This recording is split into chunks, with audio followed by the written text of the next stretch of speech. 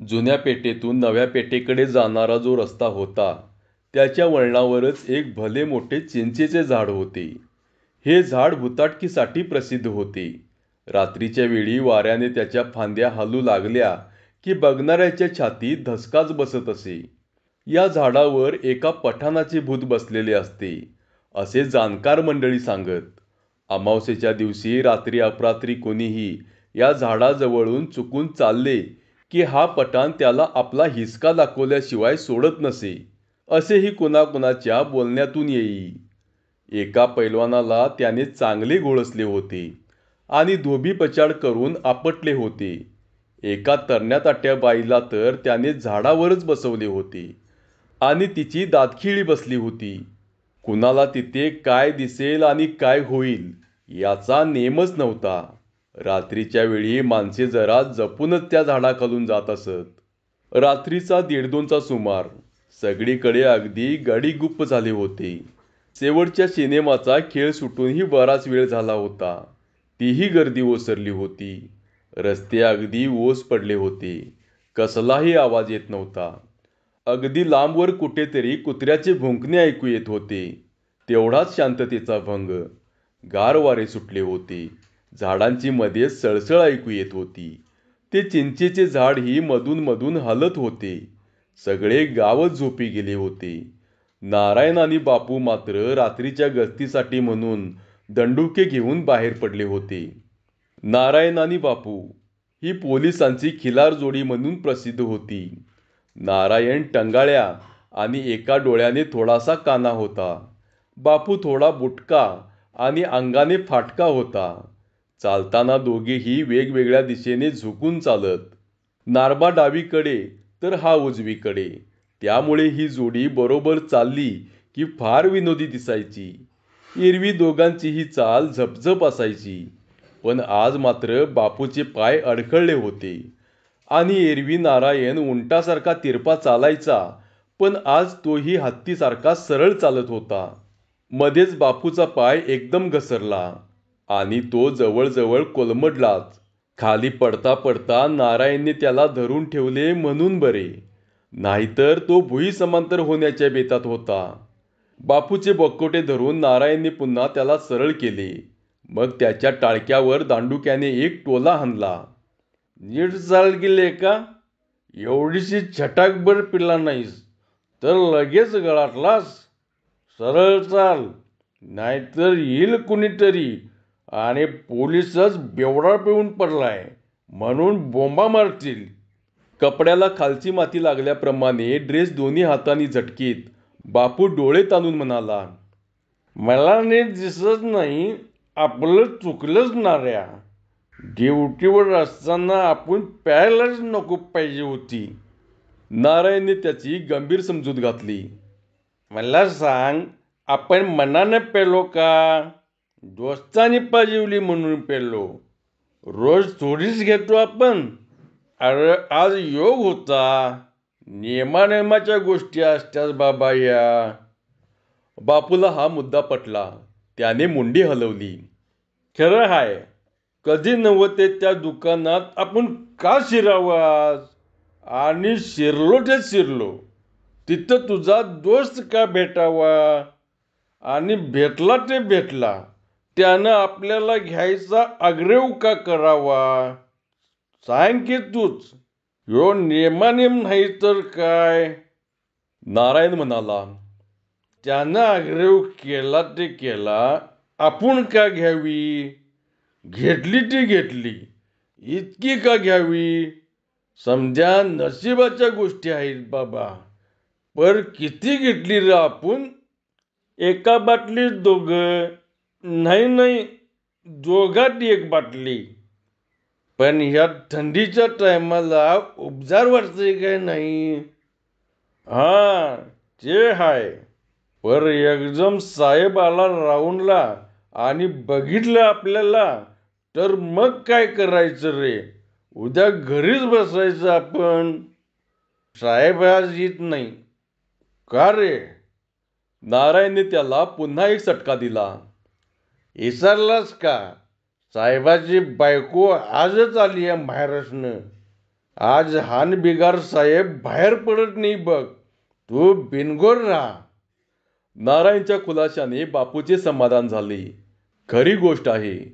आधी साहेब लोक रात्रीच्या टायमाला तसे बाहेर पडतच नाहीत.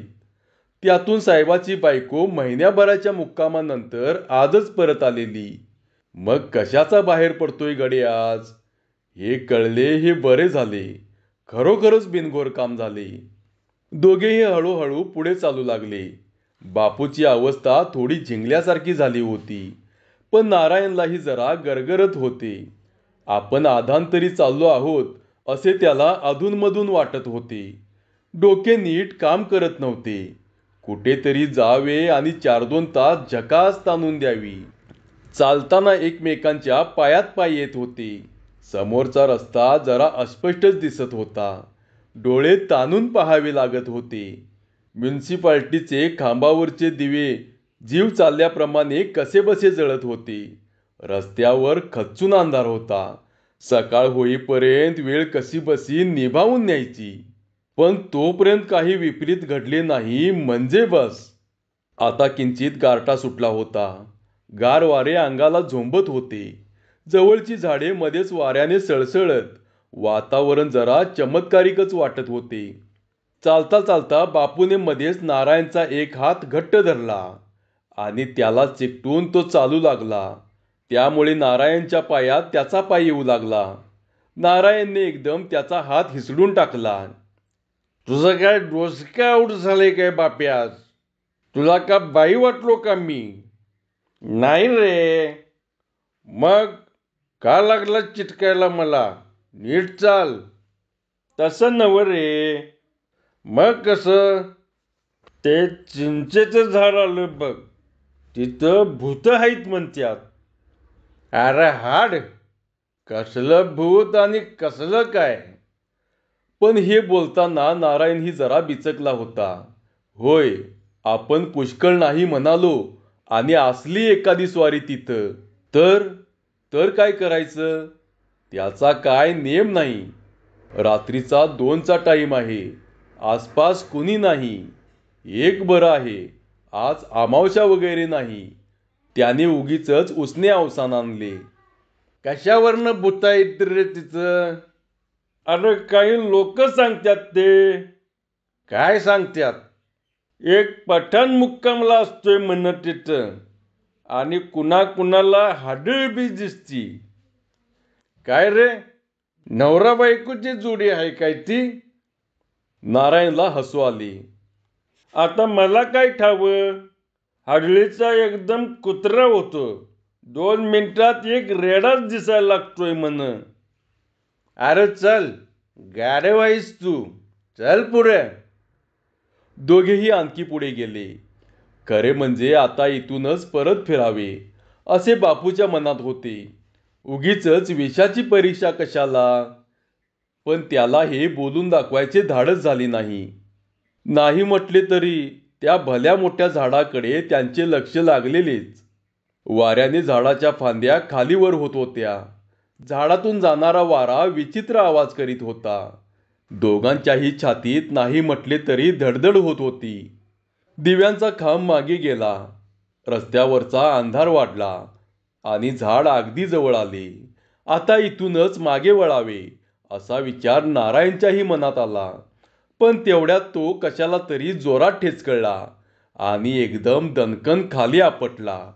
कुणाच्या तरी अंगावरच आपटला. चांगलेच लागले. न राहून तो ओरडला. अगं आई, मेलो मेलो. बाप्या भरव्या. आपण पडलास ते पडलास, मला बी पडलास. बापू एकदम भेदरलाच. आधीच त्याचे डोके हवेत तरंगत होते. नारायणच्या सोबतीने तो कसाबसा चालला होता. पण आपण पडलो नाही हे नक्की. त्याने स्वतःकडे एकदा निरखून पाहिले. नाही, आपण तर उभेच आहोत. मग नाऱ्या असा का ओरडतोय? नेमके काय झाले हे त्याला पहिल्यांदा नीट कळलेच नाही. मग त्याने डोके हवेतच 1-2दा झाडले आणि नारायण पडला होता तिकडे निरखून पाहिले. डोळे ताणून पाहिले. आत्ता त्याला नीट दिसले.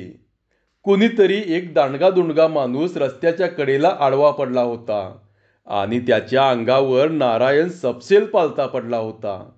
पहिल्यांदा त्याला वाटले की आपण दोघेही एकमेकांच्या पायात अडकळून खाली आदळलोय. पण दुसऱ्याच क्षणी त्याच्या ध्यानात आले की आपण तर उभेच आहोत. नारायण एकटाच पडला आहे आणि त्याच्या अंगाखाली दुसराच कुणीतरी दांडगट माणूस आहे. ते बघितले आणि त्याची बोबडीच वळली. पाय एकदम लटपटले. नेमका या चिंचेच्या झाडाखालीच हा प्रकार कसा घडला? ततपप करीत तो तसाच उभा राहिला. त्याला काही सुचेना. भीतीने त्याचे रक्त गोठल्यासारखे झाले. पिलेली दारू एकदम उतरली. लटलटा कापत तो तसाच उभा राहिला. शेवटी नारायणच धडपडत उठला. खाली पडलेल्या माणसाकडे बेदरलेल्या दृष्टीने बघत तो कसाबसा उठला. त्याच्या तोंडातून शब्दच फुटेना. कसेबसे त्याने बापूकडे पाहिले. बापूला थोडा धीर आला. काय झालं रे? अरे कोणीतरी पडलं इथं. पठाण तर नसेल? हॅ? नारायणने त्याच्याकडे रागाने पाहिले. आहे कुणीतरीच दुसरा. आईला मेल्यावानी पडलाय.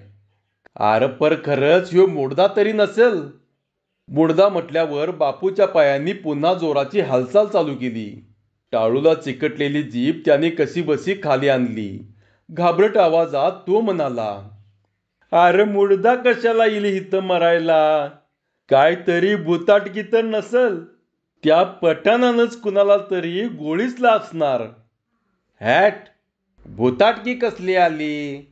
मुडदाच दिसतोय त्यो. कोणीतरी इथं आणून टाकला असेल.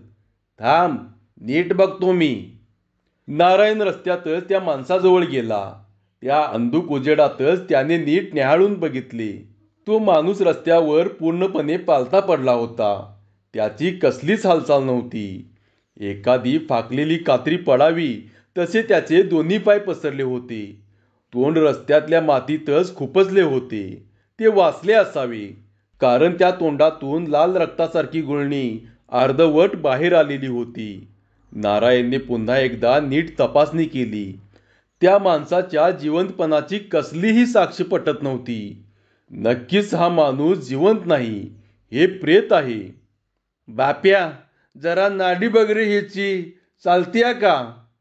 तसे आपले लटपटणारे पाय सावरीत बापू कसाबसा खाली बसला. त्याचे डोके फार बाद झाले होते. भीतीने त्याचे सगळे अंग आक्रसले होते. त्याने यांत्रिकपणे आपला हात पुढे करून त्या माणसाचा हात धरण्याचा खटाटोप केला. त्या गडबडीत त्याचा हात धरण्याऐवजी नारायणचा दंडुकाच त्याने हातात घेतला. दंडुका अगदी थंडगार होता. त्याची नाडी अजिबात चालत नव्हती. बापूने मान हलवली.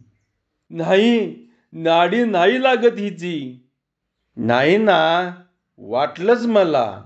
नक्कीच मुर्दा आहे रे ह्यो. नारायणला संशय आला. कोणीतरी खूनबिन करून तर हे प्रेत इथे टाकले नसेल. तोंडातून रक्त आलेले आहे. खात्रीने काहीतरी काळेबेरे आहे. तशी दुसरी काही शक्यताच नाही. दोघांचीही आता खाडकन पण निम्मी उतरली. दोघेही एकमेकाकडे पाहून गप्प उभे राहिले. आता काय करायचे? रस्त्यावर मुर्दा सापडला म्हणजे काय साधी गोष्ट आहे? कदाचित मर्डर असेल. ताबडतोब साहेबाला वर्दी दिली पाहिजे.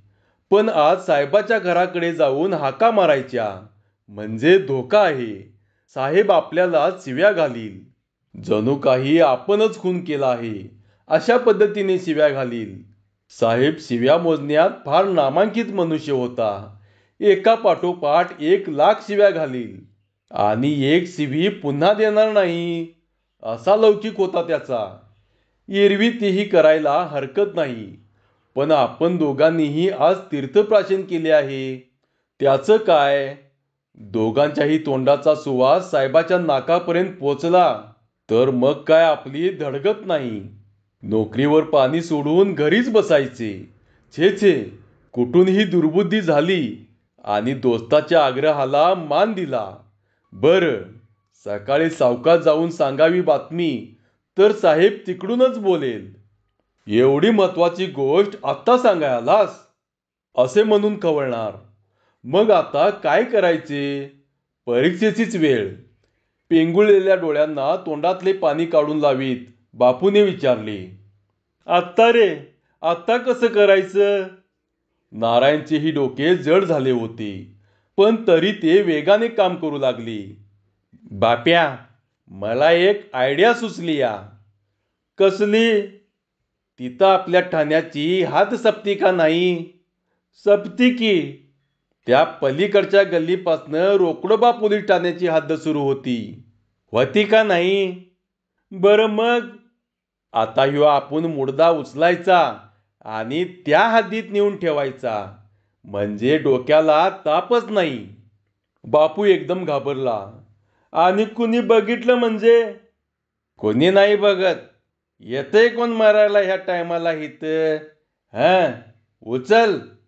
एवढे बोलून नारायणने त्या मुडद्याच्या खांद्याखाली हात घालून ते प्रेत अर्धवट उचलले सुद्धा. बापूला विचार करायला त्याने वेळच दिला नाही. त्यानेही त्या मुडद्याचे दोन्ही पाय उचलले. मुडदा चांगलाच जड होता. दोघांनीही क्षणभर इकडे तिकडे पाहिले आणि कसाबसा तो उचलला. धापा टाकीत भराभरा त्या पलीकडच्या गल्लीत नेला. दोघेही चांगलेच घामाघूम झाले होते. पण एकदाची त्यांनी ती गल्ली गाठलीच. रस्त्याच्या एका कडेला ते धूत ठेवले. मग एकदम धूम ठोकली. पुन्हा आपल्या हद्दीत येईपर्यंत त्यांनी मागे सुद्धा वळून पाहिले नाही. आपल्या हद्दीत आल्यावर त्यांचा जीवात जीव आला. दोघांनीही सुटकेचा निश्वास सोडला. दोन्ही हात झटकीत नारायण म्हणाला, आता आपण बिनगोर झालो बाबा. आता तो मुडदा आणि रोकडोबा पोलीस ठाण्याचे पोलीस घेतील बघून एकमेकासनी. तिकडं कोण हाय र गस्तीला? बहुतेक तो नकटा इसन्या आणि प्रल्हाद असल. मला हेकण्या म्हणतात काय? बसा म्हणाव बोंबलत आता. दे टाळी. नारायणने हात पुढे केला. बापूनेही खुशीत येऊन हातावर टाळी मारली. टाळी दिली. मग निवांतपणे त्यांची पुन्हा गस्त सुरू झाली. रोकडोबा पोलीस ठाण्याचे दोघेही पोलीस नेहमीप्रमाणे रात्रीचा राऊंड घेत होते. विष्णूच्या हातात एक मोठा टॉर्च होता. प्रल्हादच्या हातात दंडुका होता. 3 वाजायला आले असतील. अगदी अपरात्रच होती. सर्वत्र संपूर्णपणे सामसूम होती. रस्ते अगदी निर्मनुष्य होते. चीट पाखरू सुद्धा जागे नसेल. फक्त रातकिड्यांचा किरकिरा आवाज तेवढाच कुठून तरी येत होता. दोघेही मजेत गप्पा मारीत पुढे चालले होते. नाही म्हटले तरी दोघेही जागरणामुळे आळसावले होते. डोळे तारवटल्यासारखे झाले होते. अधूनमधून कडाकडा जांभया येत होत्या. प्रल्हाद तर फारच पिंगुळला होता. म्हणून विष्णू मधून मधून काहीतरी बोलणे काढून त्याला जागते रहूचा इशारा देत होता. मग काय प्रल्हाद, उद्या मध्ये जाणार म्हणतोस? प्रल्हाद हसला. त्याचे तोंड लबाड कोल्ह्यासारखे झाले होते. हां, जायलाच पाहिजे. न जाऊन कसं चालल? सीखचा रिपोर्ट द्यायचा आणि सायकल घेऊन गावाकडे सुटायचं. मेवण्याचं लगीन हाय. मोठा जावाई म्हणून काहीतरी मिळेलच की सासऱ्याकडनं. ते सोडून चालतंय वय? सोडूच नकोस, पण सीखची रजा मिळल. तसं बोलून ठेवलंय साहेबाला. काय काम नाही निघालं तर बघूया म्हणलाय. मग हरकत नाही. मला बी जरा कणकण वाटतीया. काय भानगड नसली तर उद्या मी बी दांडीच मारणार हाय. अरे साहेब लई खवाट हाय. ठाऊक नाही वय? हाय ठाव. पर काय काम नसलं तर जाईल जमून. काय तरी बाईसाहेबांचं काम काढायचं आणि हापिसातनं फुटायचं बघ. ती ट्रिक कशी करायची हाय ठाऊ मला. मग जमलं राव. बोलता बोलता आणि चालत चालत दोघेही आणखी पुढे गेले. दिव्याचा खांब मागे पडला. रस्त्यावर अंधार दाटू लागला. विष्णूनं टॉर्च लावून इकडे तिकडे फिरवला आणि तो एकदम दचकलाच. अरे बापरे, काय झालं रे? अरे कुणीतरी पडलंय रस्त्यात. मुडद्यावानी पडलंय. कुठं आहे ते? काय? विष्णूने टॉर्च फिरवून दाखवली. मुडदा तर नव्ह. आईला, ही आणि काय भानगड? टॉर्चच्या उजेडात आता प्रल्हादलाही स्पष्ट दिसली. रस्त्याच्या कडेला एक प्रेत पालथे पडले होते. त्याचे तोंड खाली मातीत खुपसलेले होते आणि दोन्ही तंगड्या एखाद्या कात्रीसारख्या फाकलेल्या होत्या. त्याची कसलीही हालचाल नव्हती. तोंड वाचलेले असावे आणि तोंडातून रक्तासारखी एक लाल गुळणी अर्धवट बाहेर आलेली दिसत होती. बहुधा ते रक्तच असावे. बाप रे, खून तर नसल? दोघांनीही धावत पळत ती जागा गाठली. नीट न्याहाळले. ते प्रेतच होते. काही शंकाच नव्हती. पण तोंडातून बाहेर रक्त. मर्डरची केस तर नसेल? कोणीतरी खून करून प्रेत इथे रस्त्यावर आणून टाकले असेल. मग गुन्हेगार राजरोज पळून गेला असावा. असेच असणार. छान. आता काय करायचं रे? क्षणभर दोघेही एकमेकाकडे पाहत गप्प उभे राहिले. काय करणार? साहेबाला वर्दी द्यावी लागणार. म्हणजे आपलं मरणच. ते कसं काय? मर्डर असेल तर साहेब ठणाना करील. आज अजाबात घराकडे फिरकायचं नाही अशी ताकीद आहे तिची. मग सकाळी द्यायची. मग तरी समजा इस्कूटच होणार. का? अरे बाबा, मर्डर म्हटल्यावर पंचनामा आला, साक्षी पुरावा आलं. उद्या दिवसभर नुसता दंगा चालणार. खून कुणाचा झाला, कसा झाला, कवा झाला आणि का झाला? होय होय, ते बी खरंच आहे. म्हणजे सिखमध्ये जायचं काम बोंबालच बघ. आता कसली रजा देतोय साहेब? प्रल्हाद मटकन खालीच बसला. आमची बी आयडिया चालायची नाही बघ उद्या. प्रल्हादचे डोके एकदम काम करू लागले. क्षणभर त्याने मुद्रा विचारमग्न केली. मग तो हळूच म्हणाला, काय रे इसन्या? काय? असं केलं तर? विष्णूने चेहरा प्रश्नार्थक केला. कसं? इथून नवी पेठ पोलीस चौकीची हद्द जवळच आहे. आहे का नाही? अरे पुढचीच गल्ली की. बरं, मग? हे बघ, मुडदा सरळ उचलायचा आणि त्या गल्लीत नेऊन ठेवायचा. मग तिथलं पोलीस आणि तो मुडदा बघून घेतील. आपण मात्र बिनघोर. कुणी बघणार नाही नव्ह? विष्णूला शंका आली. अरे कोण बघतय? समद गाव गडीचीप पडले. कोण बी नाही रस्त्यावर. चल, उचल. विष्णूलाही थंडी तापाने बेजार केले होते. तो तसाच ड्युटीवर आला होता. रजा मागायची सोय नव्हती. आणि आता ह्या मुडद्याने घोटाळा केला. उद्याचा संबंध दिवस अंग मोडून उभे राहावे लागणार. त्यापेक्षा ही युक्ती बरी. दुसऱ्या पोलीस ठाण्याची हद्द तर जवळच आहे. तिकडे ठेवून दिले ही धूड म्हणजे निवांत काम. डोक्याला कसलीच कटकट नाही. दोघांनीही एकमेकाकडे पाहिले आणि मान हलवली. दोन्ही बाजूने ती धूळ उचलले आणि भराभर पलीकडच्या गल्लीत नेले. सर्वत्र अगदी शांतच शांत होते. रस्त्यावर एखादे भटके कुत्रे सुद्धा नव्हते. चिंचेचे झाड तेवढे सळसळत होते.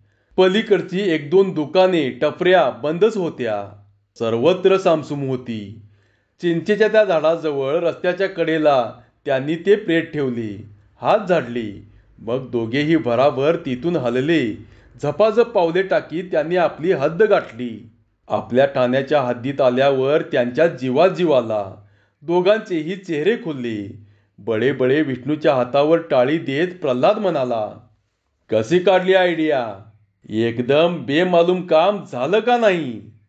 तर एकदम फर्स्ट क्लास. दोघेही मनापासून हसले. तिकडं कोणाचा राऊंड आहे रे? अरे तो हेकण्या नारायण आणि ते बाप्या हडकुळी. मरत्यात आता दोघं बी. मरू द्या झाल्यासनी. दोघेही वळले. पुन्हा चालत चालत लांब गेले. दिसेनासे झाले. 3-3:30 वाजले असतील. थंडी आणखी वाढली होती. गारठा चांगला पडला होता. हिंडून फिरून नारायण आणि बापू कंटाळले होते. बापू तर चांगलाच कुडकुडत होता. चालून चालून नारायणलाही पायाचे तुकडे पडल्यासारखे वाटत होते. दोघांचीही टाळकी आता जरा ठिकाणावर आली होती. चालत चालत दोघेही पुन्हा त्याच रस्त्यावर आले. मगासारखी सगळीकडे सामसूम होती. अजून कुणाचीही कसलीही हालचाल नव्हती. चिंचेचे झाड तेवढे सळसळत होते. त्याच्या फांद्याचा आवाज तेवढा कानाला जाणवत होता. दोघेही काही न बोलता यंत्रासारखे पाय टाकीत पुढे चालले होते. चिंचेचे झाड पुन्हा जवळ आले. दिव्यांचा खांब खूप मागे गेला. रस्त्यावर अंधार वाढल्यासारखा झाला आणि नारायण एकदम कशाला तरी जोरात ठेचकाळला आणि धबदिशी खाली आपटला. पुन्हा एकदा तो केकाटला. आई आई ग, मेलो. बापू एकदम दचकला. इतका वेळ त्याचे लक्ष वर झाडाकडेच होते. रस्त्यावर नव्हतेच. नारायण एकदम आडवा झाला हे बघितल्यावर तो एकदम दचकलाच. न कळत त्याने रस्त्याकडे पाहिले. रस्त्याच्या कडेला एक प्रेत कात्रीसारखे दोन्ही पाय पसरून पडले होते. त्याचे तोंड वासलेले होते आणि नारायण त्यालाच धडकून त्या मुडद्याच्या अंगावर आपटला होता. बापूची तर एकदम बोबडीच वळली. त्याचे रक्त एकदम गोठलेच. होय, हाच तो मुडदा. शंकाच नको. मगाशीच तर आपण उचलून त्या गल्लीत ठेवला होता. पण पुन्हा तो इथे कसा? आणि मगाशी पडला होता तसाच पुन्हा इथे कसा आला? नारायण कसाबसा उठला. त्याचे सगळे अंग थरथरत होते. त्याचीही बोबडी वळली होती. कशीबसी त्याने हाक मारली. बापू. बापू लटपटत बोलला. अरे तोच मुडदा. पर पुन्हा इथं कसा आला? वय वय, अरे तूच की. परत इथं कसा आला यो? अरे मी म्हणालो नाही तुला, काय तरी भुताटकी आहे या झाडापाशी.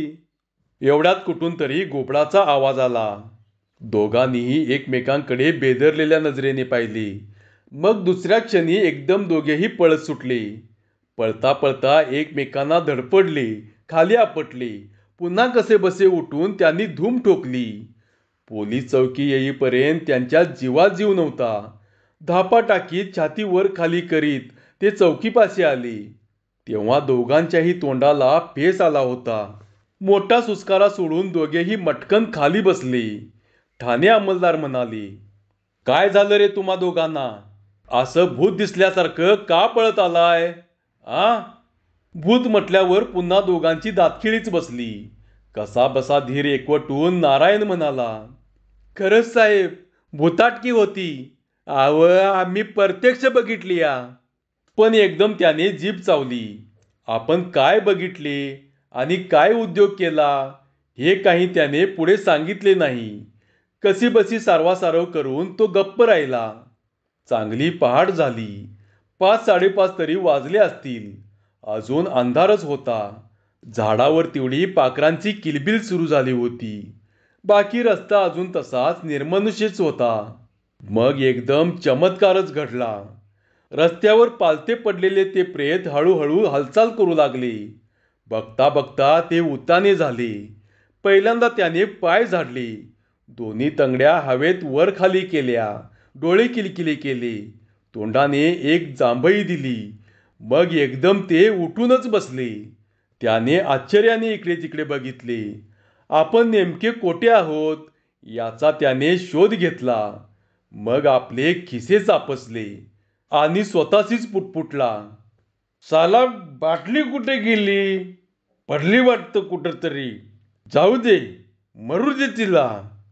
असे म्हणून तो उठला. पान तंबाखू भरलेल्या तोंडाने त्याने पुन्हा एकदा थुंकी टाकली. कुतूहलाने इकडे तिकडे बघितले. मग गुडघ्यावर हात ठेवून तो उठून उभा राहिला. मग डुलत डुलत तो चालू लागला आणि पलीकडच्या गल्लीत घुसून तो दिसेनासा झाला. धन्यवाद.